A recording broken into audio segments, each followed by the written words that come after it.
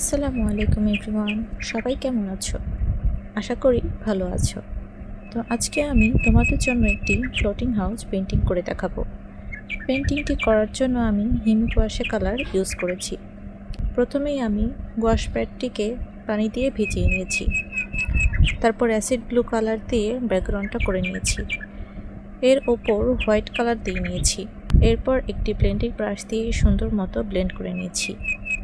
এরপর আবার white colour দিয়ে আমি আকাশের মেঘগুলো করে নিয়েছি। হালকা ডিটেলস অ্যাড করেছি যাতে রিয়েলিস্টিক ভাইবটা আসে। আমি ফ্লোটিং হাউসটা স্কেচ করে নিয়েছি যাতে কালার করতে সুবিধা হয়। এরপর বার্ন্ট আম্বার কালার দিয়ে আমি মাটির কালারটা করে নিয়েছি।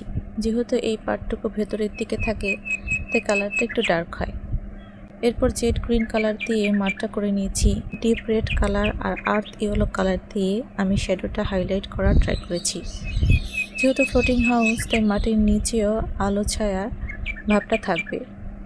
এরপর প্যাল গ্রিন কালার দিয়ে আমি মাঠের ডিটেলস অ্যাড করে নিয়েছি। এরপর ঘরটা করার জন্য আমি অকরা কালার ইউজ করেছি।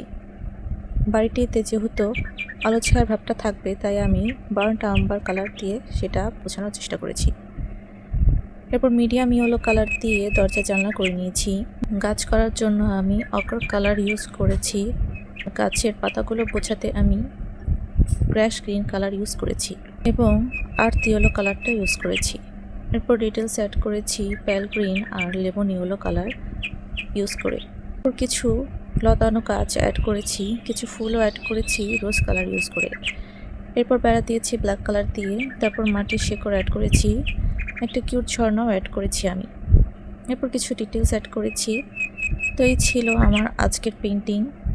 তো ফ্লোটিং হাউসটা কেমন হলো সবাই জানাবেন। আল্লাহ হাফেজ।